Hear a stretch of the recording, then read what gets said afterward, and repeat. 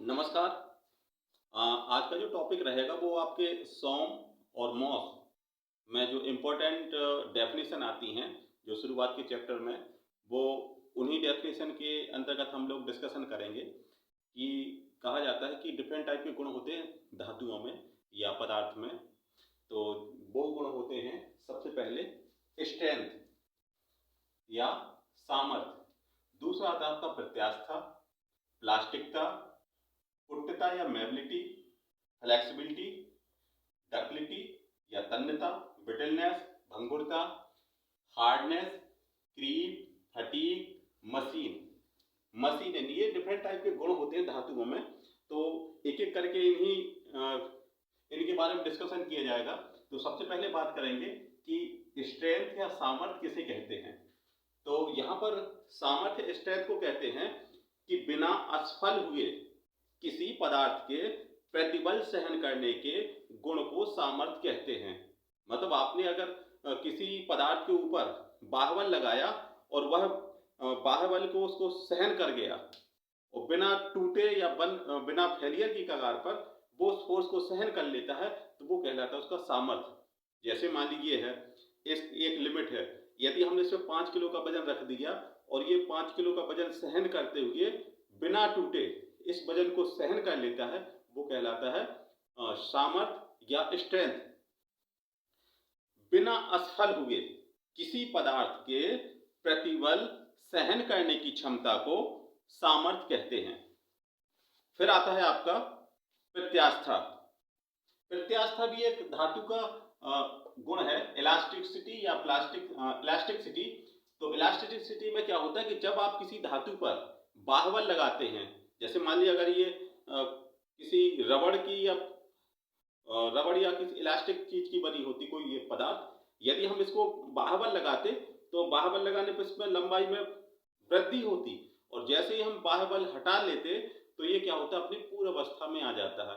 तो ये होता है धातु का गुण, इलास्टिसिटी। तो जैसे आप ये है, ये इसको वैसे जनरल भाषा में इलास्टिक कहते हैं, इलास्टिक या इलास्टिक। तो ये धातु का गुण है, जैसे ही आपने इसमें बाहुबल लगाया तो इसकी लंबाई में वृद्धि हुई, और जैसे ही आपने इस पर बाहुबल हटा दिया तो ये अपने क्या होगा, पूर्व अवस्था में आ गया। तो ये कहलाएगा धातु का गुण, इलास्टिसिटी।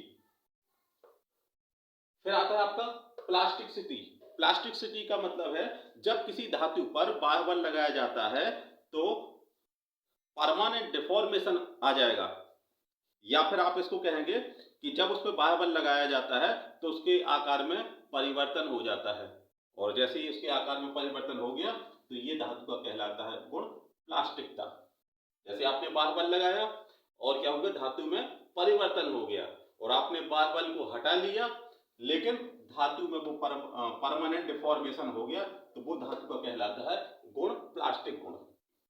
कुट्टता, कुट्टता या मेबिलिटी धातु का वह गुण है जिस पर बाहुबल लगाते हैं और क्या करेंगे, उसको पीटेंगे, जैसे हथौड़े के माध्यम से हम किसी धातु पर स्ट्राइक करेंगे, लंबे समय तक उसको पीटते रहेंगे तो धातु क्या होगी, गोल से वो चपटे आकार में बदल जाएगी। जैसे मान लीजिए अगर ये डस्टर है, हम इस पर हैमरिंग करते रहें, हथौड़े से इस पर प्रहार करते रहें, और ये जो डस्टर है ये पतली चादर के रूप में बन जाए, मतलब इसको क्या है, कूट कूट कर इसको पतली चादर में बदल देना, ये धातु का गुण होता है, इसको कहते हैं कुट्टता। ये डिफरेंट टाइप के धातु के गुण हैं। मतलब यहाँ पे आपने की धातु को पीट पीट के, जैसे आप सोचे कि हम कास्ट आयरन है, कास्ट आयरन को यदि आप पीटोगे तो वो जैसे ही बाहुबल लगेगा वो टूट जाएगा। कांच है, कांच को आपने जैसे पीटने की कोशिश की, वो टूट गया। तो ये धातु का गुण नहीं कहलाएगा। यह है धातु का वह गुण है जहां पर आप क्या करते हैं, बाहुबल लगाते हैं, उसको पीटते हैं और पीट पीट के पतली चादर के रूप में बदल देते हैं, तो धातु का ये गुण कहलाता है कुट्टता। फ्लेक्सिबिलिटी या नम्यता।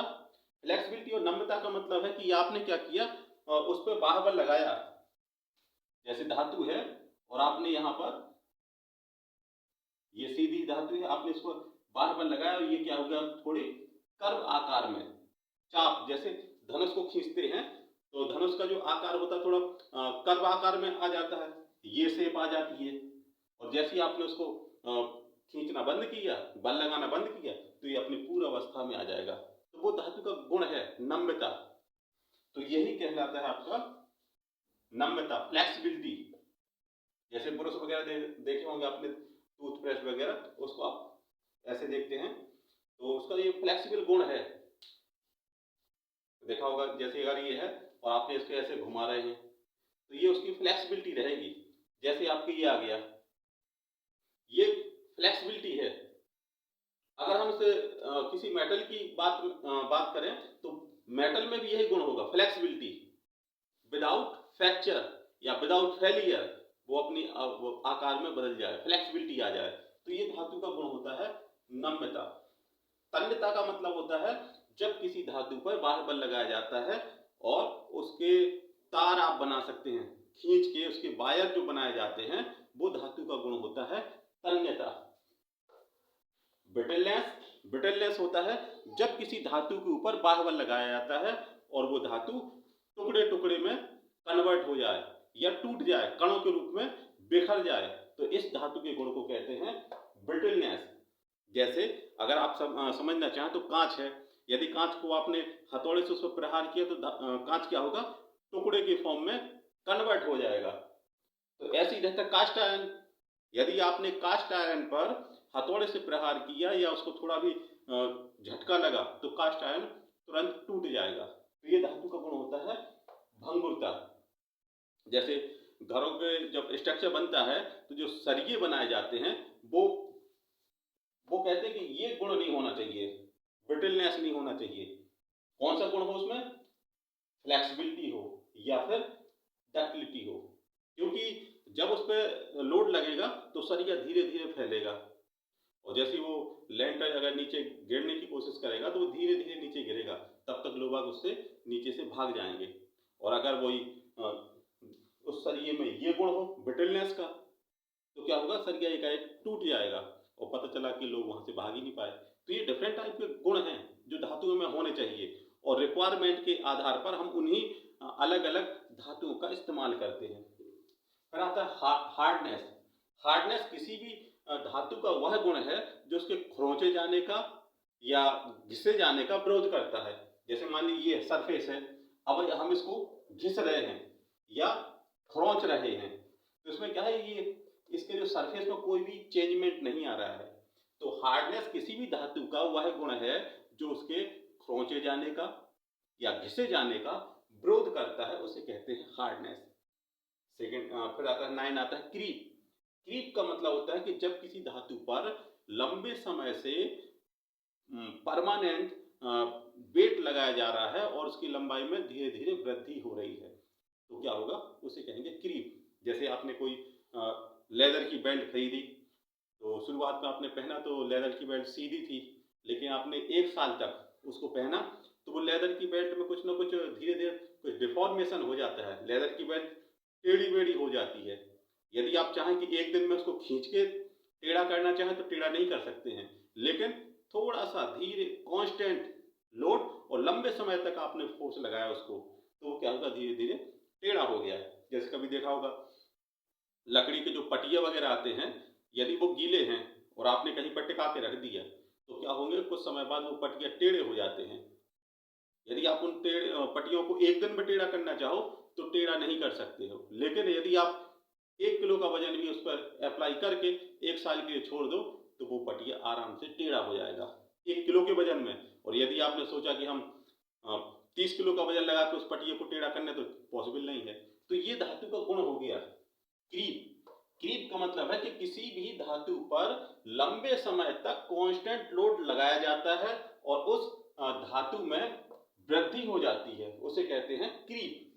फटीग, फटीग कहलाता है किसी धातु को जब आप साइक्लिक और एंटी साइक्लिक, जैसे मान लीजिए इसको तोड़ना है तो हम क्या करेंगे, अगर ऐसे तोड़ना चाहे तो नहीं तोड़ पाएंगे, इसको घुमाते हैं या फिर क्या करते हैं, मोड़ते रहते हैं। तो धीरे धीरे जब आप इसको मोड़ते रहोगे तो इनके मॉलिक्यूल में कहीं ना कहीं थकान उत्पन्न होती है या फिर मॉलिक्यूल बॉन्डिंग डिस्टर्ब हो जाती है, तो ये धातु वहां से टूट जाती है। जैसे आपने देखा होगा, मान लीजिए चद्दर हो, चद्दर की फॉर्म में बात करें, और अगर हम इस चद्दर को ऐसे ऐसे मोड़ते रहें तो कुछ समय बाद यहाँ से चद्दर ब्रेक कर जाएगी। क्यों ब्रेक कर गई? क्योंकि इसमें क्या होगा, थकान उत्पन्न हो गई। जब आपने इसको मोड़ा तो इसके जो मॉलिक्यूल हैं इनमें थकान उत्पन्न हो गई और इसकी बॉन्डिंग हो गई कमजोर, और फिर जहां से बॉन्डिंग कमजोर हो जाएगी तो वहां से धातु टूट जाएगी। तो ये गुण हो गया धातु का फटीग गुण। जब किसी धातु पर साइक्लिक या एंटी साइक्लिक, फॉरवर्ड या बैकवर्ड लोड अप्लाई किया जाता है अगेन एंड अगेन, तो उस स्ट्रक्चर के बीच में जो मॉलिक्यूल होते हैं उनमें थकान उत्पन्न हो जाती है और वो धातु वहां से टूट जाती है। फिर आता है मशीनेबिलिटी। मशीनेबिलिटी किसी भी धातु का वह गुण है जहां पर आप डिफरेंट टाइप के ऑपरेशन करते हैं और इजीली आप उन पर परफॉर्म कर सकते हैं ऑपरेशन, तो वो धातु का गुण होता है। जैसे उसमें आपको नाइलिंग करनी है, कटिंग करनी है, फेसिंग करनी है, टर्निंग करनी है, तो उस धातु पे आप इजीली वो ऑपरेशन कर सको, तो ये आपके गुण होता है मशीनेबिलिटी।